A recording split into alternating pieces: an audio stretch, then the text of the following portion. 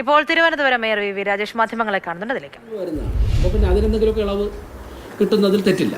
പക്ഷേ ഈ റേറ്റാണ് മറ്റുള്ള സ്വകാര്യ വ്യക്തികൾക്ക് കൊടുത്തിരിക്കുന്നതിൽ പരിശോധിക്കുന്നത്. MLA ഓഫീസായിട്ട് കൊടുത്തിരിക്കുമ്പോഴേക്കും പൊതുസമൂഹത്തിൻ്റെ ആവശ്യങ്ങൾക്ക് വേണ്ടിയായതുകൊണ്ട് അതിന് ഇളവുകൾ ഉണ്ടാകാം. നിയമപരമായി കൊടുക്കാൻ പറ്റുന്ന കാര്യങ്ങളൊക്കെ ചെയ്തു കൊടുക്കണം. ജനങ്ങൾ വരുന്നതാണ് ജനങ്ങളുടെ ആവശ്യങ്ങൾക്ക് വേണ്ടിയിട്ട്. ഞാൻ അത് പക്ഷേ ഒരു 300-400 സ്ക്വയർ ഫീറ്റ് ഉള്ളൊരു ബിൽഡിങ് 832 രൂപയ്ക്ക് ശാസ്ത്രമംഗലം പോലത്തെ ഹാർട്ട് ഓഫ് ദ സിറ്റിയിൽ എവിടെ കിട്ടും? ഇന്നലെ മീറ്റ് ദ പ്രസ്സിൽ പങ്കെടുത്ത മാധ്യമപ്രവർത്തകരാലും കൊണ്ട് അറിയാം. ഞങ്ങൾ ഇന്നലെ പറഞ്ഞതിൽ പ്രധാനപ്പെട്ട പോയിന്റ് അതാണ്. ഇപ്പോൾ സിറ്റിയിൽ ഏറ്റവും കുറഞ്ഞൊരു സ്ക്വയർ ഫീറ്റിന് ഒരു 30 രൂപ മുതൽ 50-60 രൂപ വരെ സ്ക്വയർ ഫീറ്റിനുണ്ട്. 300 സ്ക്വയർ ഫീറ്റ് ഇൻറ്റു 50 രൂപ വെച്ചാണെങ്കിൽ മാസം എത്ര രൂപ വരും? എത്ര വരും? 300 സ്ക്വയർ ഫീറ്റ് 50 രൂപ വെച്ചാണെങ്കിൽ 15,000 രൂപ വരും. 15,000 രൂപ 15,000 രൂപ കിട്ടേണ്ട കോർപ്പറേഷന് കിട്ടേണ്ടതാണ് 832 രൂപ കൊടുത്തിരിക്കുന്നത്.